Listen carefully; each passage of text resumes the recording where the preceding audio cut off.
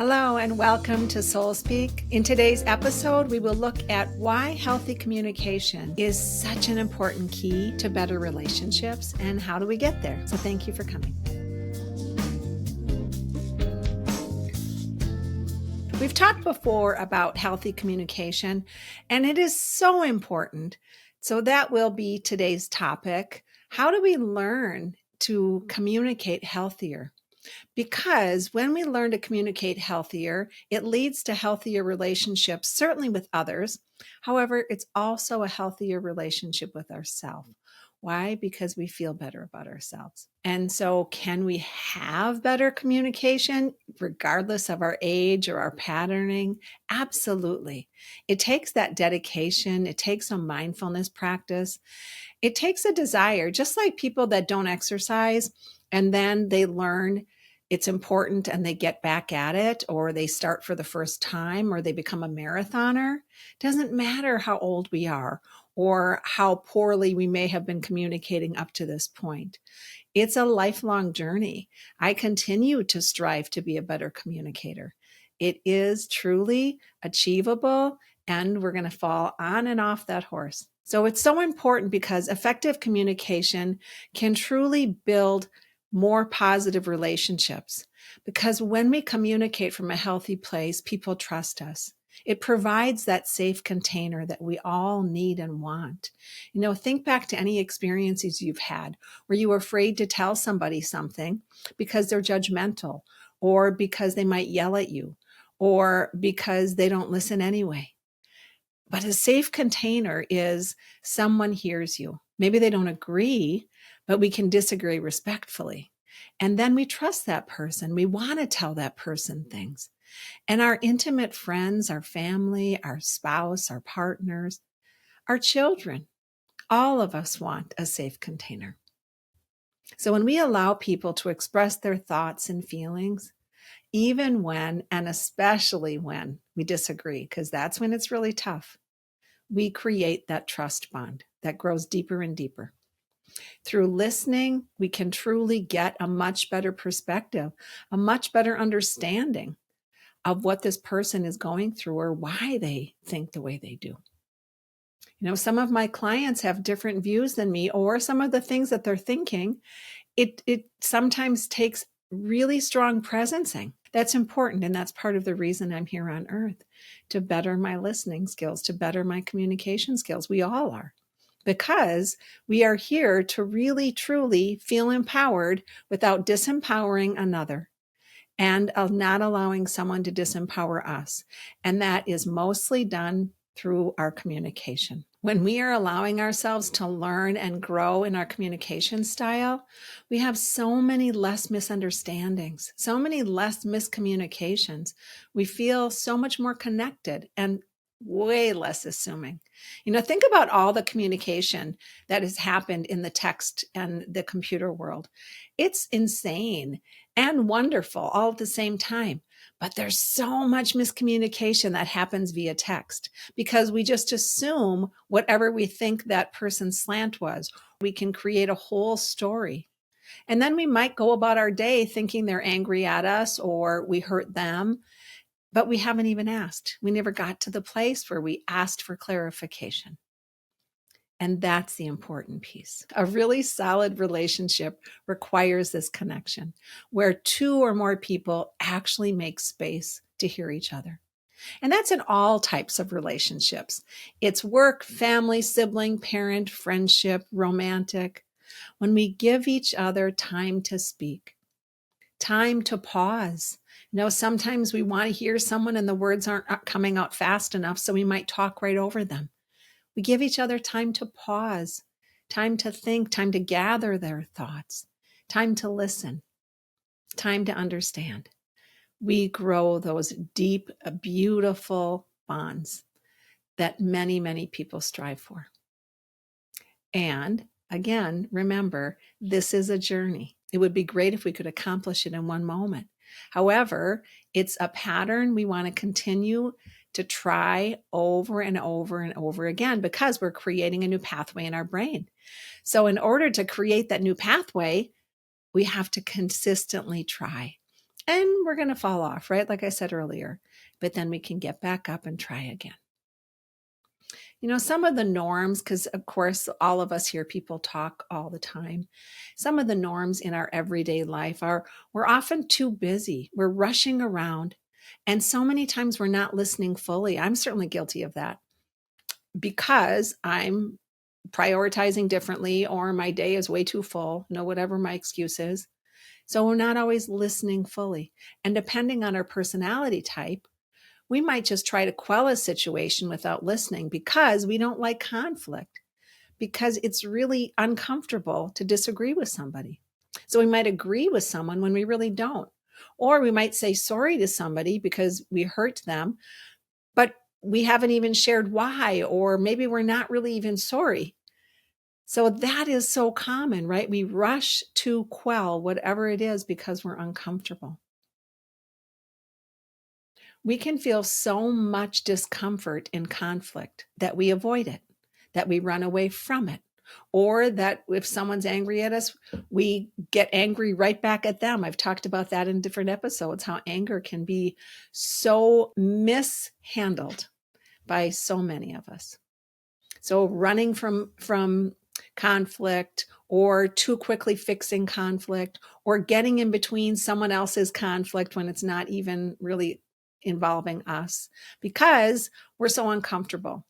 And we go right to that catastrophic thinking sometimes, like this is going to end, or it might grow bigger and a big fight might ensue based on whatever our history is. One of my clients, so this is an older time ago, she wanted to go on this multi-week business trip into a lovely part of our world. And she wanted to book it before she asked her husband because she was afraid to talk with him about it. So she was just going to book the trip and then tell him later. And she was asking me about it in a session. And my advice to her was try to go a different path. Because if we want a better relationship with our partner, we want to sit down and say, this is what I'd really like to do. And then be prepared that they might not agree. So going into it from a different place of, it's more important to create a healthy relationship than to do something that he might or she might or they might be angry at because I didn't even consult them and we have children. And then the trust continues to erode. She was afraid he was going to yell. And then that continued. If she did it that way, he would continue to be angry a lot, which was his pattern. So they got caught in this parent-child dynamic. Years ago when I was married, I really loved and supported this organization that was to help countries have healthy water. So I donated $500 without asking my then husband. And that was a lot of money for us back then. He was upset with me. Why didn't I want to ask him? Because I didn't want to hear him say no to me. That was kind of childish on my part. And another time, he brought home a puppy without asking me. It was a puppy he got free from a friend that had inbred the dogs. And this puppy started, as it grew, started attacking our dog that we had. And it was a big mess. And it was not a healthy way for us to grow closer by any means. But it's important. We think sometimes I'm just going to do it and ask forgiveness later. However, the lesson that he and I learned over time was we have to communicate the tough stuff.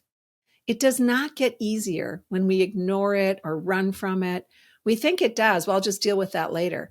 But really, it grows bigger into resentment and leads to less trust with each other and leads to so many more conflicts instead of sitting down and having adult, calm conversation about what each of us might want. Even with kids, it's so easy for us as parents to tell our kids what to do. I have 5 kids, as I've said, and sometimes it's really hard for me, even my adult kids, to not tell them my opinion when they're not asking. By about age 7, that's the age of reason, our kids develop their own mind. They're meant to develop their own system of belief. And it's great for us as parents to help kids make better decisions on their own, guide them. But as they get older, we want to stop telling them what to do and guide them so they are more equipped when they leave our homes. Because if we are guiding them in a healthy way, perhaps we are teaching them to make healthier decisions. But when kids are always told what to do and not being led to make healthy decisions, they might become rebellious, like the old story of the preacher's daughter, or they become insecure and rely too much on what others think of them, others' opinions. And that's really hard for their self-esteem. So allowing us to empower our kids by leading them, but not telling them all the time. And then there are also, of course, those people that truly love the rush of arguing. They love chaos. They love conflict in relationships. When I was in high school, I was a debater. I loved a good argument. Even through my 30s, I loved a good argument. And sometimes I didn't always argue pretty, and I wasn't always a good listener. Certainly I'm still not a perfect listener at all. But I used to love to argue, and that shifted for me. Or there are those people that get really high on gossip. We want to ask ourselves, which I've done over my years, the way I was communicating, was that really for my highest good? Was that really what I wanted to be? Is that really the kind of person that I wanted to be? Conflict avoiders, conflict starters, often come at it from having so much conflict within. They don't necessarily want conflict. It just comes out because they have so much going on within them, because they haven't found their own inner peace. So much chaos in our mind. I have an old friend that used to really avoid conflict with her spouse, so she wouldn't ask him any questions and she'd hide everything from him. And that creates such a chasm between two people, not, of course, a healthy relationship, but it's also a lot of burden for one person to carry, making up stories and not telling the truth all the time. It's really hard on our body. It's really hard on our heart. Another friend of mine from years and years ago, her husband would give her the cold shoulder, sometimes weeks at a time when they got in an argument. Weeks at a time. Never less than like 2 or 3 or 4 or 5 days. That was so hard on her to be ignored. When we are the person that is doing that, we might feel a little triumphant. But think about what that's doing to the person that we are ignoring or shutting out. Think of what that is causing in their internal world and how much pain that might be because we've shut them out. And some people want to communicate. And it's important to give people a chance. It doesn't mean we have to rush in and communicate right away, right? Like when there's a conflict, sometimes it's good to take a little time and pause. Pause points. I love pause points. However, within reason and putting yourself in the other person's shoes. And as I said earlier, sometimes we spend so much time in our head, we have it all figured out in our head, but we haven't included the other person. A woman that I worked with not that long ago had all of the things in her mind, always swirling in her mind. And if she got in an argument, it'd all be figured out in her mind. However, her partner got awfully lonely because she wasn't sharing what was going on in her mind. And in the end, she was actually feeling really lonely too. That's why she came to see me. So it is really important to learn to share in healthy ways. We don't have to share everything, of course, but we want to learn to communicate and not run or hold it all in or verbally vomit it out. Especially when we're stressed out, because oftentimes when we're stressed out, we either verbally vomit or we hold everything in and we don't reach out to people. We're not communicating healthy.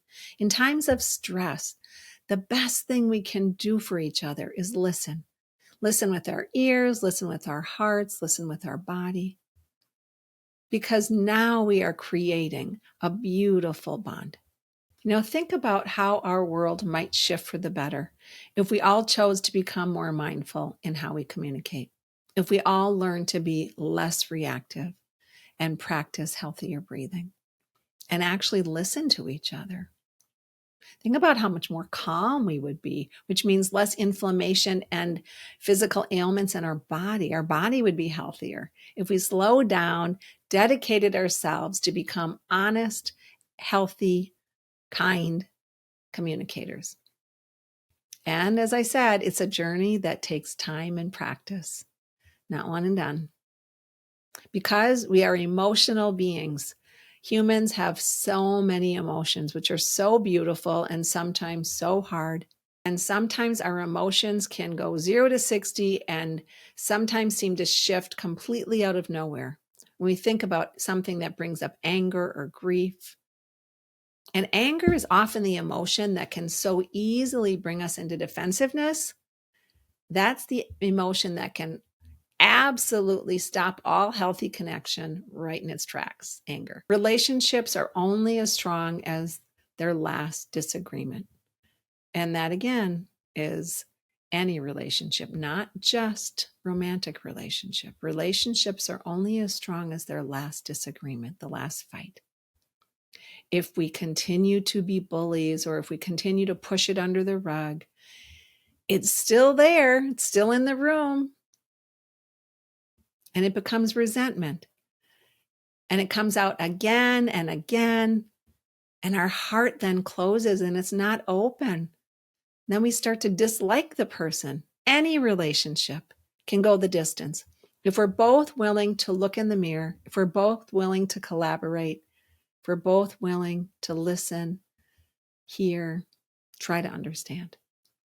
So a few things to try. And again, sometimes these are going to be easier to do than others, of course. So be kind to yourself. Stay present.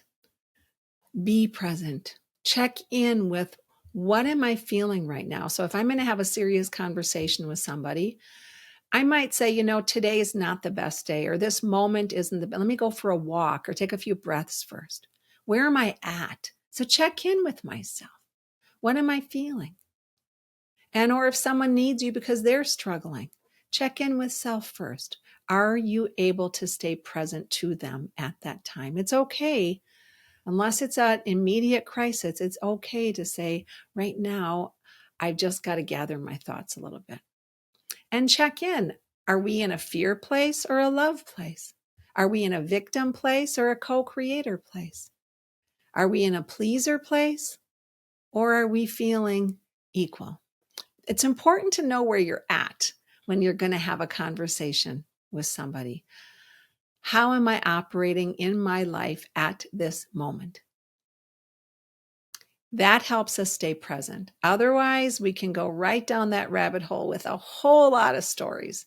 And that makes the conversation so much more difficult. We are half the time not even listening when we're in our head in Storyville. Staying present is tough. We can be present, and then once we step away from presence, all of a sudden, where did we just go? I was at a concert recently, and I realized I was loving the music, and all of a sudden, I was off in La La Land somewhere, and I missed like a bunch of the song, and I realized, wow, my mind went somewhere else, and I was out of the music. That happens if you're in a conversation. All of a sudden, you're out of the conversation. You're into a whole different reality because you're in a memory somewhere in your mind.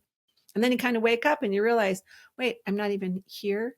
Like sometimes when you're driving down the road and if you're not completely paying attention and you got somewhere and you're like, I have no idea how I got that far. Maybe that just happens to me. But we wake up and we realize, wow, I was not present for the last couple seconds, or hopefully not more than that. We can get back though, right? We can get back to present. That's the trick and that's the importance. It helps if we're listening with 2 ears, listening with our body, paying attention to our body language. Really listen. Stop the mind from wandering. And we can do that by touching our hands or putting our hand on our belly or taking a breath, checking where our shoulders are, using our 5 senses. Wait a minute. I'm going to just look to see where I'm at.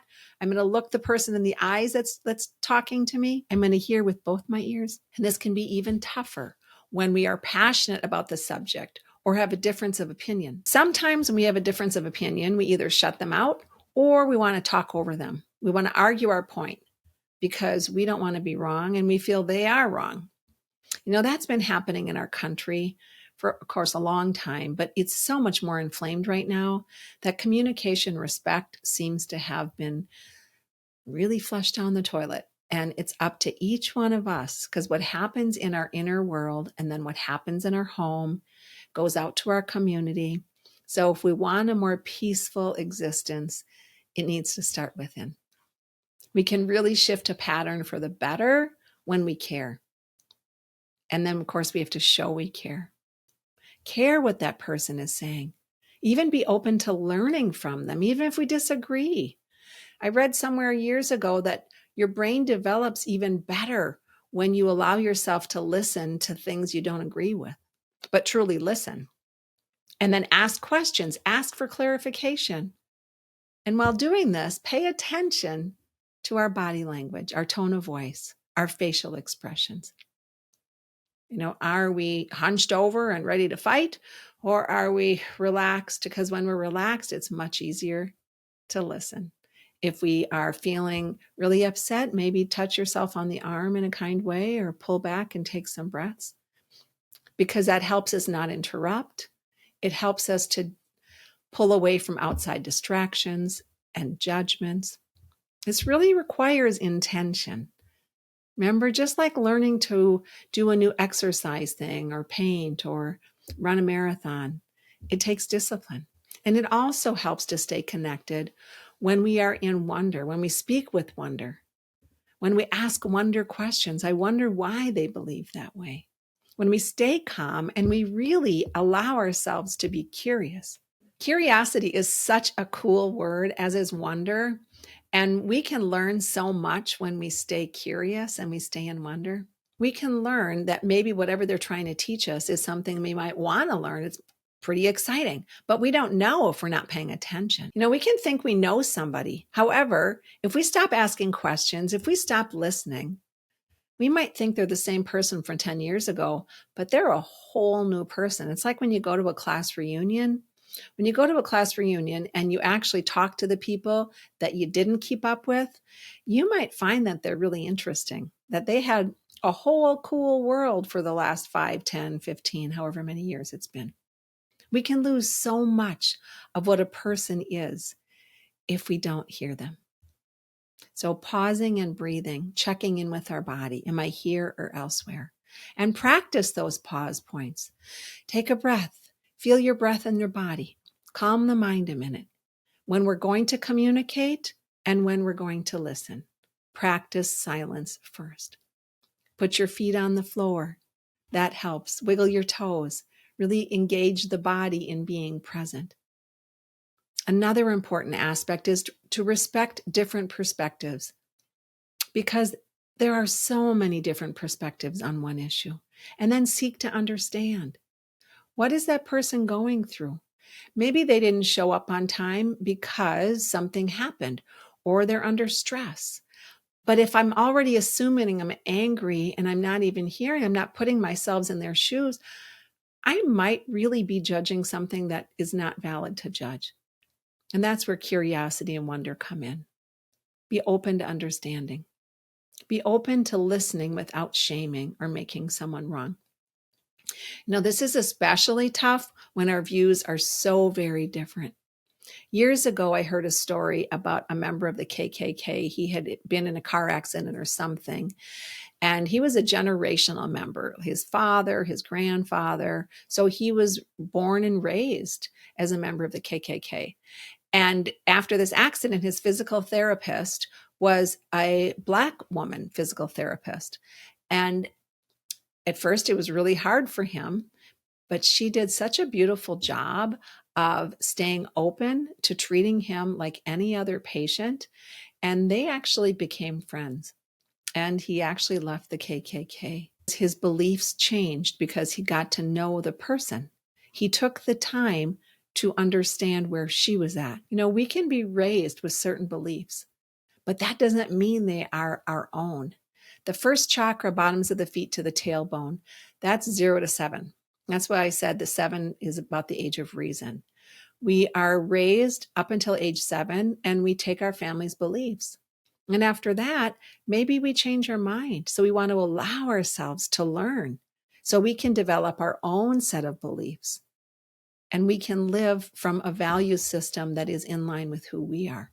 That becomes a third chakra issue, which is the upper belly, and that's our self-esteem, our solar plexus. It's where we get our self-esteem from. So we really do want to listen to people and understand, where are they coming from? Maybe I'll change my mind. But sometimes we take things so personally, especially if someone's angry or is judgmental.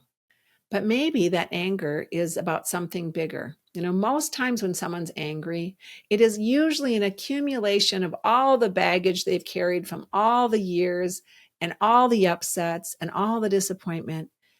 And it might not have much to do with that moment. So we want to be careful that we don't take things so personally. We also want to be careful with our ego, because sometimes we don't listen because we want to be right.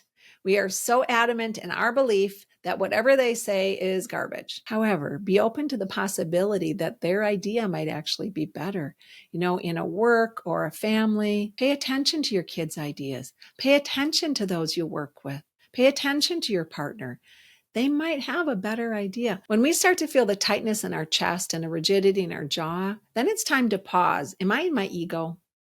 Now it's time for a peace point. Time to pause and take a breath and ask myself, am I truly listening? Maybe I'll learn something here. If I'm not willing to sit down and listen, I'm creating a bigger problem.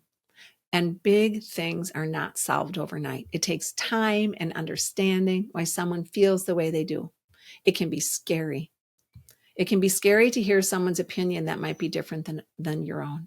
But it's important to understand where that opinion came from, possibly. We're just being open-minded. Another way to have healthier, better conversations, when you're talking about something you feel, use the I feel statement. When we want to express our opinion, or we are saying we're upset with somebody, we were hurt by somebody, we can hear someone better when we're not being attacked. So when we say, I feel upset that you were 10 minutes late for work today. I feel upset that you're not listening to me. Instead of, you never listen. Because all of a sudden, if we're pointing our fingers and becoming attacking, what happens? Our chest tightens. If someone is attacking us, we become defensive very naturally. And then it's hard to listen when we're defensive. So when we start with something positive, I really appreciate it that you've been to work on time. However, today was really important that you didn't show up late, and here you are late. So that wasn't okay with me. Start with something positive. I really appreciate that you call me when you're going to be late. Thank you. When we start with something positive, our hearts and minds and ears are more open to hear whatever the criticism is. So we want to start with something positive because that softens our body, softens our mind. We are all connected, each of us humans. We're all connected through the depth of this earth and through what's going on outside of our earth. We all impact each other, good, bad, or otherwise. Whether we see that or even know it, we do. Everything is energetically connected. So how can we learn to support each other better and support ourselves better? How can we speak through this for each other? How can we learn to communicate for ourselves and for others? To do this, we really do need to step in someone else's shoes. We need to learn to be in that place of wanting to understand. We have to want to. Not just my peace and my hurt, but what's going on at their end. Because at the end of the day, we should treat those we care about the best. But sometimes those people we care about because we feel safe around them, we might slap them a lot more than they deserve. And I don't mean physical, and I hope not. I mean, sometimes we hurt them with our comments. We cause so much pain to those people we love. Think about that. Healthy intimacy is that we try to understand each other. We don't have to just get over it. We want to work through it. And that takes time. That takes intention. That takes mindfulness. Because that person is important to you, whoever that person is. We want to work through the patterns so we can heal them. We can learn to confront our stories with honesty, accept new programming, and accept the truth through love and kindness to self first, because that is now what's going on within our body, listening to ourselves, learning to be kind to ourselves, learning to work through our patterns. And now we can do that with another. If you're willing, dedicate yourself. Reflect on the patterns that have been working for you and reflect on those patterns that are not. And if you're willing, take those steps to change those patterns for the better, because it makes a difference within you and to all of those people around you. Thank you so much for being here. Really always appreciate you being part of our community. Have a beautiful day, and I will connect with you again next week. Hey listeners, thank you so much for being part of the Soul Speak world. I really appreciate that. And if you're willing, and if you find this of value, would you please follow on any of the platforms you're listening to, whether that's Apple or Spotify or Google or any of the platforms. And of course, I love the ratings if you find this valuable. You can also follow me on YouTube and like and share, and all of that really makes a difference. Appreciate your participation. And of course, I really appreciate you being part of this world.